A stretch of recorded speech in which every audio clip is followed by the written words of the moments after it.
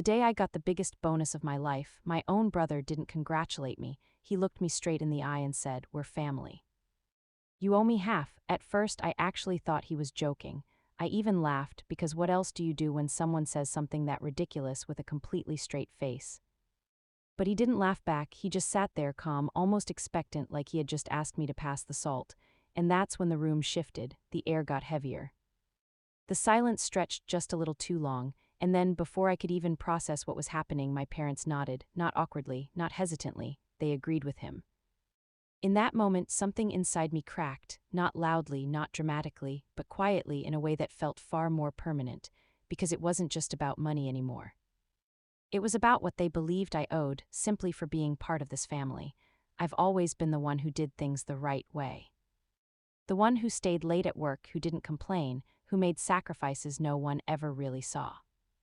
While my friends were out enjoying their weekends, I was building something: my career, my stability, my future. I didn't have shortcuts, I didn't have handouts. Every step forward came with stress, exhaustion, and the constant pressure of proving that it was all worth it. And for the longest time, I told myself it was, because one day I'd make it. One day all that effort would pay off, and it finally did. When that bonus hit my account, it wasn't just a number, it was validation. It was every late night, every missed opportunity, every moment I chose discipline over comfort, finally coming back to me. I remember staring at my phone screen, rereading the email just to make sure it was real.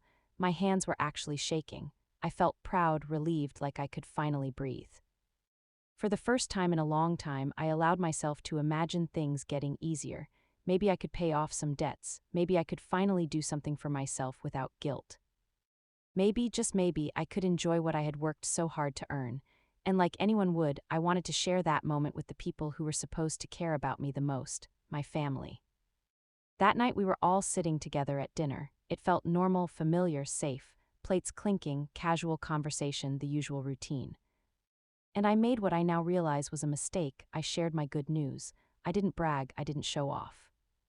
I just mentioned it with a small smile, hoping, maybe even expecting, a simple "we're proud of you." For a split second there was silence. Then my brother leaned back in his chair, crossed his arms, and gave me this look, like he had just done the math in his head and reached a conclusion. That's when he said it, calm, casual. Almost entitled, "We're family, you should give me half." No build-up, no hesitation, just a demand wrapped in the word family, like that made it reasonable. I remember blinking, trying to process it, waiting for the punchline that never came. I even chuckled awkwardly and said something like, "Yeah, right," but he didn't move, didn't smile. Didn't break character, he just repeated it, slower this time, like I was the one who didn't understand. And then my parents spoke up, not to shut him down, not to defend me, but to support him.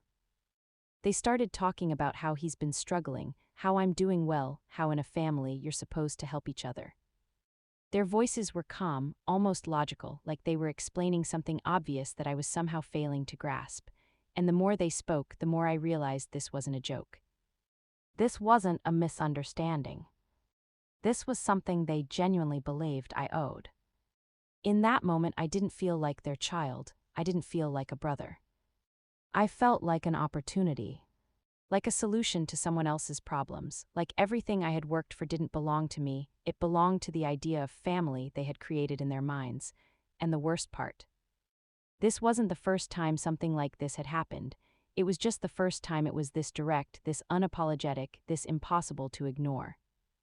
I sat there, surrounded by people I had trusted my whole life, and for the first time I started to question everything I thought I knew about them, and about what being a family really meant. Because what happened next made me realize just how far they were willing to go to take something that was never theirs to begin with. For a moment after that conversation started, I tried to hold on to the feeling I had just hours earlier, the pride, the quiet sense of accomplishment. The belief that maybe things were finally turning in my favor. I reminded myself of what that bonus actually meant. It wasn't luck, it wasn't something handed to me. It was years of showing up when I didn't feel like it, of saying yes to responsibilities when others walked away, of carrying pressure that no one else even noticed. I had earned that moment. I had earned the right to feel good about it. Sitting there at the table, I tried to stay calm, to keep things from escalating, because a part of me still hoped this would pass, that someone would laugh or backtrack. Or at least acknowledge how absurd it sounded. But it didn't pass. My brother leaned forward slightly, his tone shifting from casual to firm, like he was negotiating something that was already halfway agreed upon. He started listing reasons, how he had expenses, how things hadn't been going well for him lately, how I was in a better position and should step up. There was no trace of hesitation in his voice, no embarrassment, no sense that he was asking for something deeply personal. To him, it seemed completely reasonable, almost expected. And the more he spoke, the more I realized this wasn't a spontaneous thought. He had already decided what he believed he deserved. I tried to explain, carefully at first. I told him I understood that he might be struggling, but that didn't mean he had a claim over something I worked for. I reminded him that I had my own plans, my own responsibilities. I wasn't hoarding money, I was trying to build stability, something I had fought hard to create, but every word I said seemed to bounce off him like it didn't matter.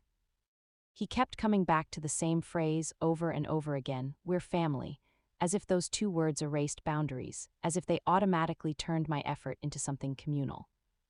Then my parents stepped in more directly, and that's when things really shifted. My mother's voice softened, but her words carried weight. She said things like, "You know your brother needs help, and what's the point of earning if you can't support your own family?" My father nodded along, adding that I should be grateful I was in a position to give it all.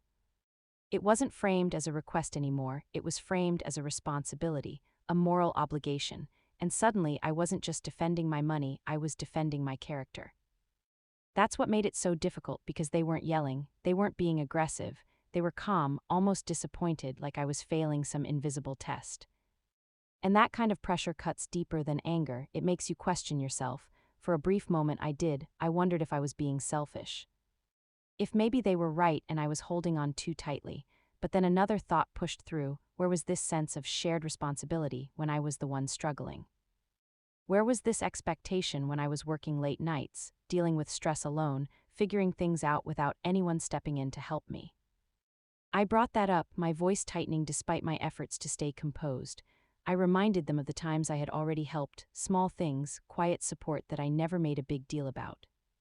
But instead of acknowledging it, they brushed it aside like it didn't count, like this was different, like this was bigger, and that's when it hit me, it would never be enough. No matter what I gave, there would always be another reason, another justification, another moment where family would be used as leverage. My brother's tone changed again, sharper now, less patient. He accused me of thinking I was better than them, of forgetting where I came from. He twisted the situation into something it wasn't, making it seem like I was abandoning them just because I didn't want to hand over half of something I had earned, and my parents didn't correct him. They let it happen, they let that narrative take shape, and in doing so they reinforced it. That was the breaking point. Not the demand itself, not even the pressure, but the realization that I was alone in that moment, completely alone. No one was trying to understand me. No one was asking how I felt or what this meant to me. They had already decided what was right, and anything I said was just resistance to be worn down. I felt something shift inside me then, something steady and clear. The confusion faded, the guilt started to loosen its grip, and in its place there was a quiet certainty. I took a breath, looked at all of them and said no, not angrily, not defensively, just firmly. I said I wasn't giving him half my bonus. I said I had worked for it, and I had the right to decide what to do with it. And for the first time that night, I didn't try to soften my words to make them more acceptable. The reaction was immediate, the room went cold. My brother scoffed, shaking his head like he had expected this all along. My mother looked hurt, deeply, personally hurt, as if my refusal was an attack on her. My father's expression hardened, disappointment settling in his eyes. No one raised their voice, but the silence that followed was louder than any argument. After that, things changed, not all at once, not dramatically, but in small, undeniable ways. Conversations became shorter, there was distance where there used to be ease. I could feel it in the way they spoke to me, in the way they avoided certain topics, in the subtle shift of energy whenever I was around. It was like an invisible line had been drawn and I had stepped onto the wrong side of it. At first, it hurt more than I expected. I kept replaying the conversation in my head, wondering if I could have handled it differently, if I could have explained myself better. If there was a version of that moment where things didn't end this way. The guilt lingered, quiet but persistent, but alongside it something else started to grow, something stronger, clarity. I started to see the pattern more clearly than ever before. This wasn't just about one bonus or one argument, it was about expectations that had been building for years. It was about roles that had been assigned without my consent, the responsible one, the one who gives, the one who doesn't say no. And the moment I stepped out of that role, everything shifted.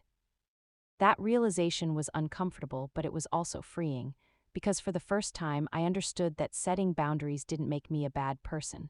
It didn't mean I didn't care. It meant I was finally recognizing my own worth, not just in terms of money, but in terms of respect. I had spent so long trying to meet expectations that were never clearly defined, constantly adjusting myself to keep the peace, and in doing so I had ignored something important, my own limits. The distance with my family didn't disappear overnight. If anything, it made things more complicated. But it also gave me space to think, to reflect, to understand what I was willing to accept and what I wasn't anymore.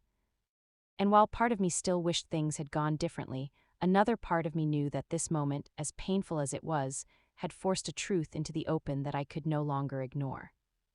In the weeks that followed, I stopped trying to fix the silence. I stopped replaying every word in my head, searching for a version of the story where I could have kept the peace without losing myself.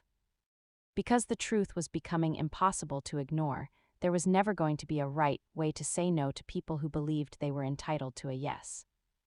And for the first time in my life, I started to understand that protecting your peace sometimes means disappointing the very people you were raised to please. I used to think that being a good son, a good sibling, meant always showing up, always giving, always putting others before myself. That love was proven through sacrifice. But no one ever tells you what happens when that sacrifice becomes expected, when it stops being appreciated and starts being demanded. That's not love anymore. That's obligation dressed up as loyalty. And the hardest part is realizing that the people you would have done anything for might not be willing to respect even your simplest boundary. What hurt the most wasn't the money, it was the shift in how they saw me the moment I said no, as if my value to them had conditions I never agreed to. As if everything I had done before suddenly didn't matter because this one time I chose myself. That's when it really sank in. Some relationships don't break because of one moment. They break because that moment finally reveals what was always there. But here's what I've learned: saying no didn't take anything away from me, it gave something back, it gave me clarity. It gave me self-respect.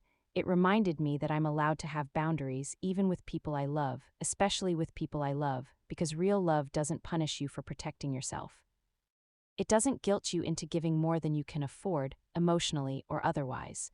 Maybe things with my family will never go back to how they were. And maybe that's not something to fix, maybe it's something to accept, because sometimes growth doesn't look like bringing everyone with you. Sometimes it looks like standing your ground, even when it means standing alone. And in the end, I realized something that changed everything. Being family should never mean losing yourself just to keep others comfortable.